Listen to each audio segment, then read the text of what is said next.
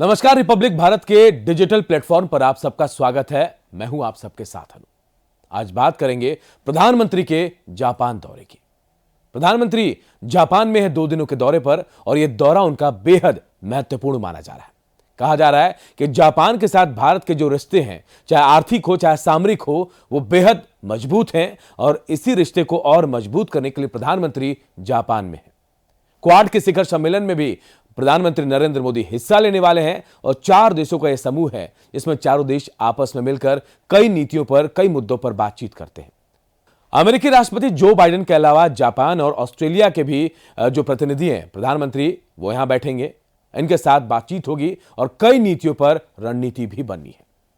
लेकिन प्रधानमंत्री नरेंद्र मोदी का ऑरा इस जापान दौरे में भी बिल्कुल अलग नजर आया। प्रधानमंत्री नरेंद्र मोदी जब जापान पहुंचे तो उनका जोरदार स्वागत वहां किया गया। एयरपोर्ट पर भी जोरदार नारेबाजी की गई। प्रधानमंत्री नरेंद्र मोदी को लेकर मोदी जिंदाबाद के नारे लगे।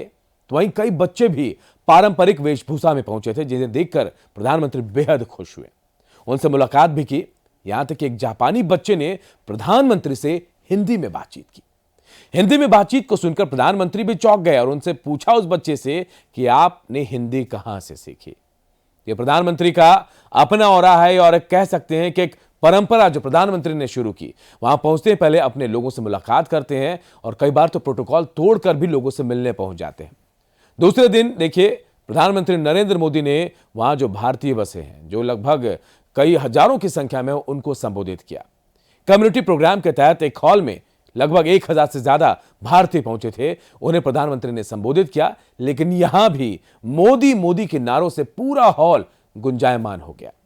प्रधानमंत्री जैसे ही एंटर करते हैं इस हॉल में, देखो देखो शेर आया के नारे गूंजने लगते हैं। भारत मां का शेर आया, यहां तक कहा गया।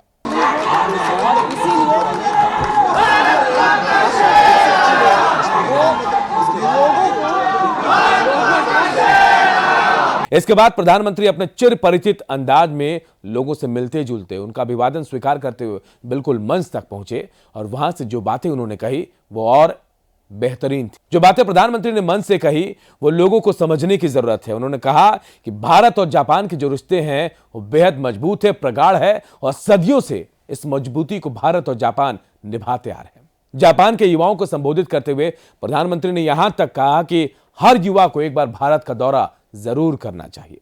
प्रधानमंत्री नरेंद्र मोदी ने भारत में जो योजनाएं चल रही हैं उनकी पूरी जानकारी जापान में बसे भारतीयों को दी।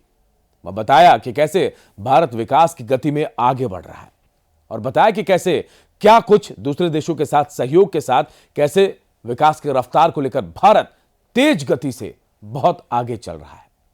जापान का भी जिक्र किया और यह दौरा इसलिए भी बेहद महत्वपूर्ण हो जाता है प्रधानमंत्री नरेंद्र मोदी का, क्योंकि इसी दौरे में अमेरिकी राष्ट्रपति जो बाइडेन से मुलाकात भी होनी है।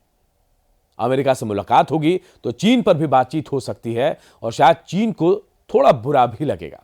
क्वाड के शिखर सम्मेलन के अलावा द्विपक्षीय बैठक भी यहां होने वाली है और कहा जा रहा है कि भारत के प्रधानमंत्री नरेंद्र मोदी जापान के प्रधानमंत्री के साथ बैठक करेंगे।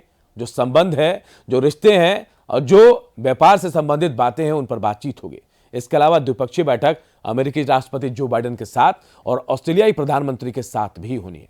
यानी 4 देशों के समूह के साथ एक साथ अलग अलग भी बैठक होगी और एक साथ भी बैठक होगी और अलग अलग तरीकों, अलग अलग नीतियों पर भी बातचीत होगी। लेकिन प्रधानमंत्री का जो स्टाइल है, जो कल्चर है उन्होंने डेवलप किया है, उसे लेकर कहा जाता है कि प्रधानमंत्री जहां जाते हैं वो वहीं के हो जाते हैं और वहां उनका ऑरा भी दिखता है। उनकी लोकप्रियता इतनी ज्यादा दिखती है कि हर कोई प्रधानमंत्री को अपने साथ अपने मोबाइल फोन में, अपने कैमरे में कैद कर लेना चाहता है। और आज भी बिल्कुल वैसी ही तस्वीर देखने को मिली जब प्रधानमंत्री जहां भी पहुंचे लोग उनके साथ सेल्फी लेने के लिए क्रेजी नजर आए। दीवानगी दिखी प्रधानमंत्री को लेकर। बच्चे तो बच्चे, बूढ़े और जवान और महिलाएं भी प्रधानमंत्री मोदी के गुणगान करती नजर आई। तो मोदी मोदी के नारों के साथ जापान भी बिल्कुल गूंज गया है और वहां भी प्रधानमंत्री मोदी की लोकप्रियता पूरे चरम पर देखने को मिली।